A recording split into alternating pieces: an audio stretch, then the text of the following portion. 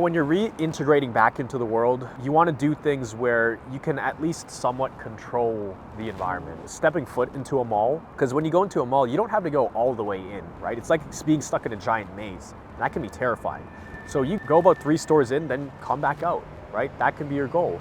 Or it can be going to a park that you're not used to going to, right? Or it can be going to a different part of the city you're not used to going to, or a different route.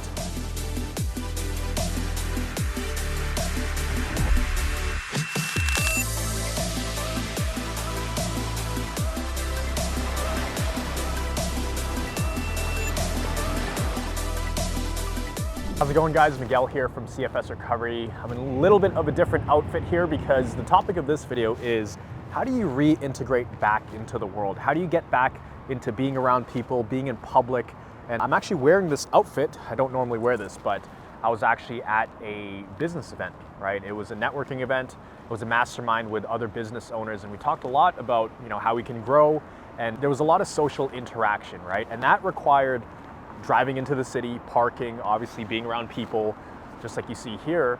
And that can seem like a very daunting task in the beginning, right? A very daunting task, especially when you're bedridden at home. And, I wasn't dressed like this. I wasn't even thinking about an outfit. I was wearing the same thing for weeks on end, actually. So, I just want this to show you that you absolutely can get your life back. I mean, there was a time not too long ago where my body was, I couldn't even walk outside, let alone care about what I was wearing, let alone be in public like this. Like, there's cars driving by, there's people biking around. Back in the day, any kind of movement at all, that would make my mind go crazy, right? I would get headaches. I'd actually experience a bunch of symptoms because it was too much stimulus. Just cars driving by, just people wearing different colors. It was too much for my brain to take in, right? So I remember thinking, especially at the worst of it, I'm gonna wear my shades. I actually had to wear shades everywhere, right? And that actually really helped. It wasn't to try to look cool or anything. It was because it was actually too bright outside. I also wore a lot of noise canceling headphones, right? Anytime I went in public. Now, obviously there's a sense of safety as well, or you have to be safe when you're wearing it. You can't just wear noise canceling headphones and cross the street, because what if a car is beeping at you, right? So in a lot of places, let's say I was sitting in a food court, I would wear noise canceling headphones and it would block out or at least muffle a lot of the sound, so that really helped me. But also wearing shades, it just limited the amount of light that was coming into my senses, basically. So you have to start off very slow, actually.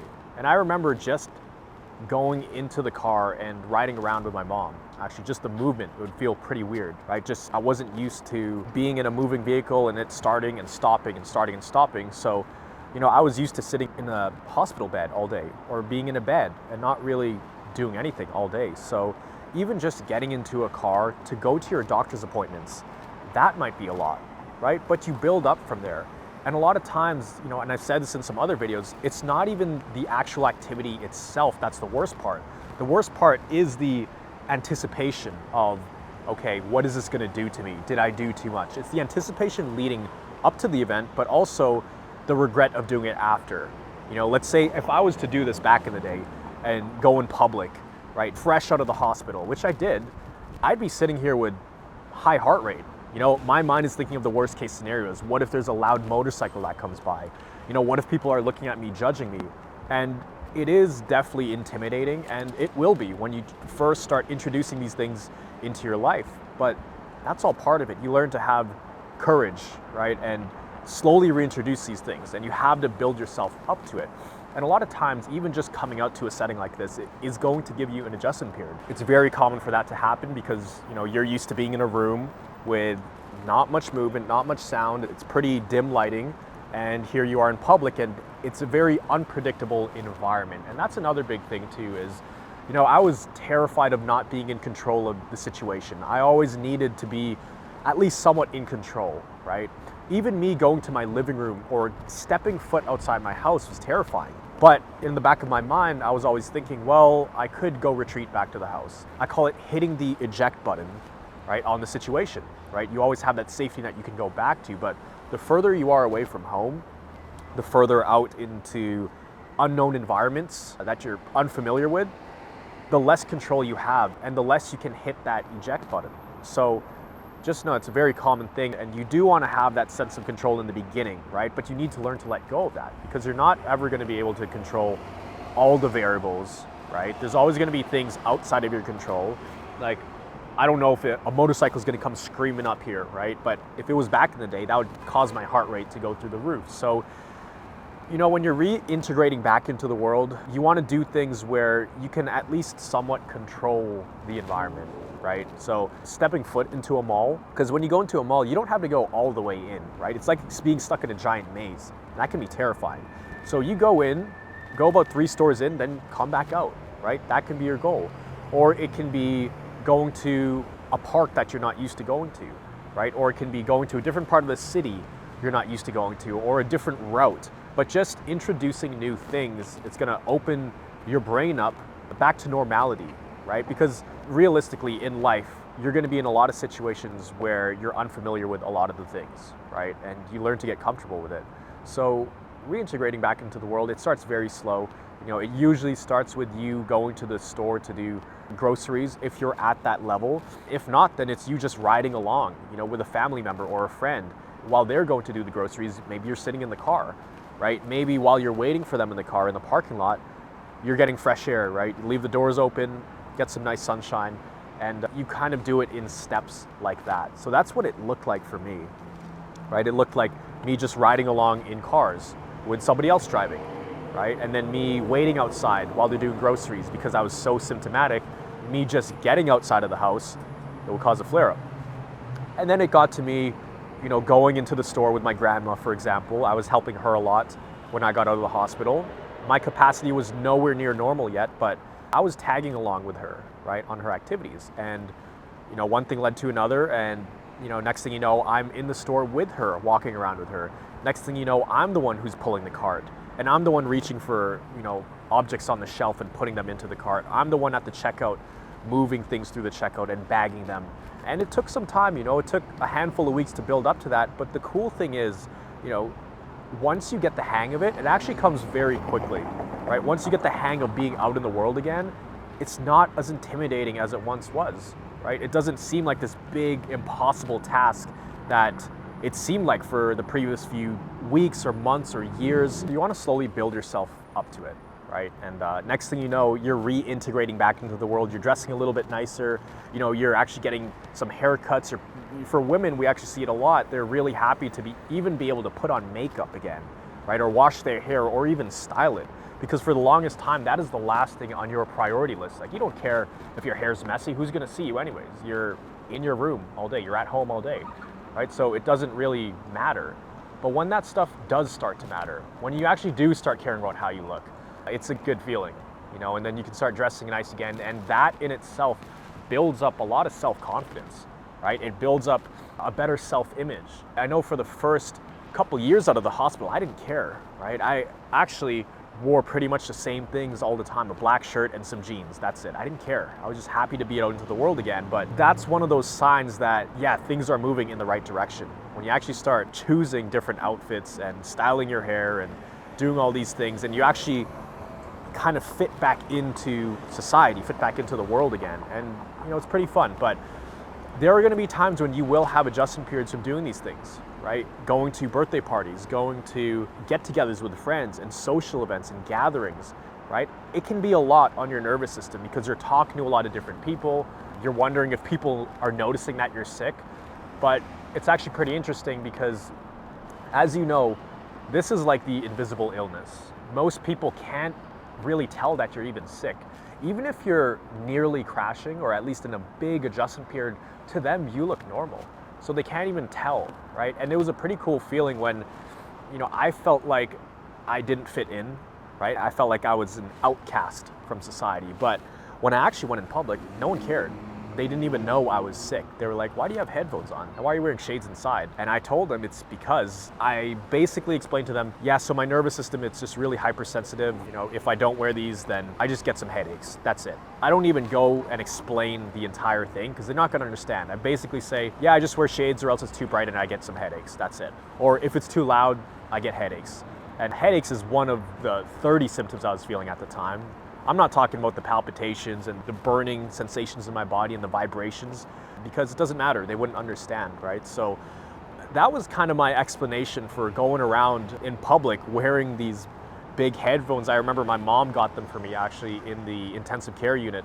She got me these Bose noise canceling headphones, but really any headphones would do. I remember because it was so noisy in the ICU, it actually wasn't that noisy if you compare it to the real world, but there was lots of beeping, lots of people hooked up to heart rate monitors, lots of people rushing in and out of rooms in ICU, and lots of these machines tracking people's heart rates. So I actually wore earplugs, and on top of that I wore headphones, right? Because I was that sensitive to sound. But you know, take a look at me now. I can be in public and, you know, none of this stuff really bothers me. It's completely fine.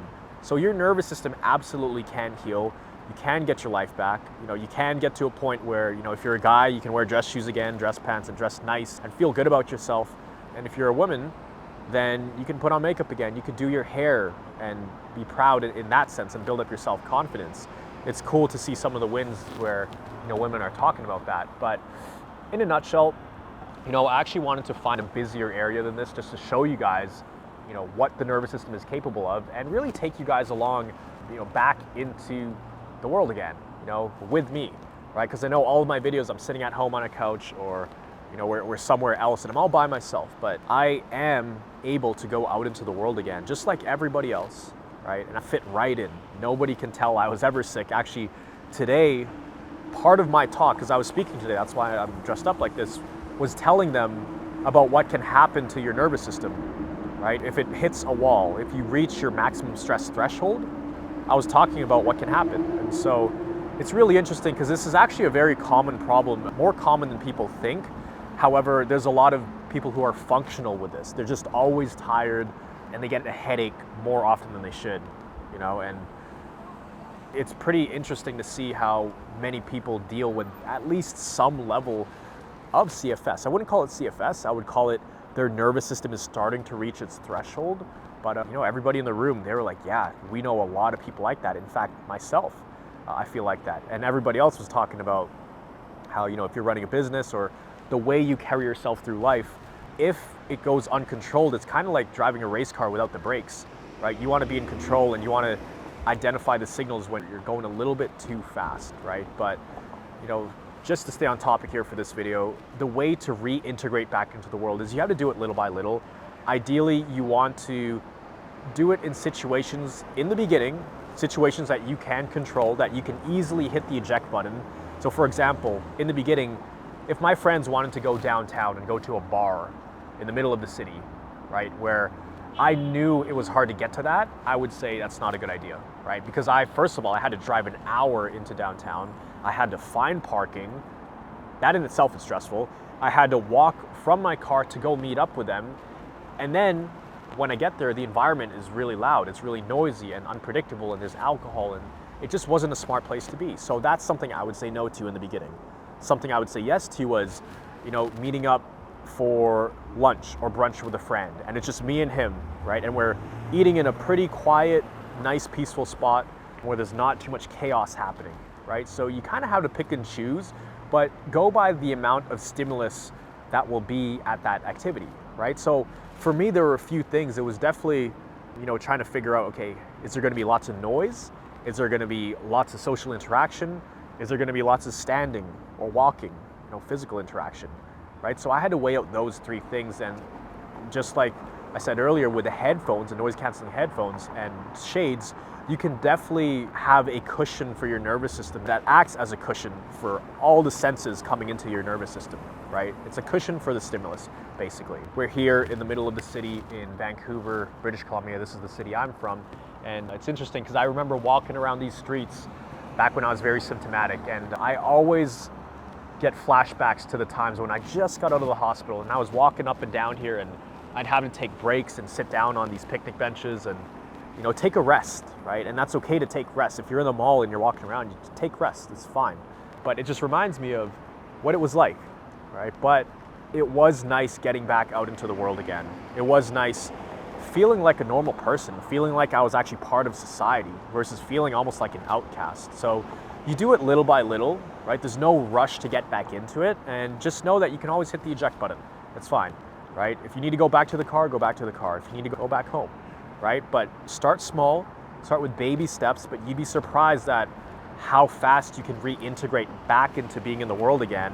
It's not as impossible as you think, right? So that's all I wanted to share in this video. Hope you enjoy this. Comment down below, if you're at that level where you're starting to reintegrate back into the world again, or, if you're doing it right now and you're running into a few issues, comment down below, some questions you have. Also comment down below if this is one of the fears you have. I know it was a fear that I had, and I had to get over that fear, and you don't get over through fear by thinking, you get over fear by action when you're ready for it, right? I'm not saying go out into the middle of downtown and get your parents to drop you off there if you're completely debilitated, bedridden. When you're ready, time will come. Also understand that you're never going to be ready to do it. There's never gonna be a time when you're like, okay, today's the day, I'm gonna go into the city again, let's do it, right? A lot of it is gonna be spontaneous, right? And those are actually the better scenarios to be in, because you don't have time to anticipate what could go wrong. Should I do this? Should I do that? Like, if it's more spontaneous, it's actually better. So that's all I want to share in this video. If you like this video, hit that like button. Like I said, comment down below. And always remember that you are a thriver, and you are just one mind shift away from living a life with thriving health. I'll see you in the next video.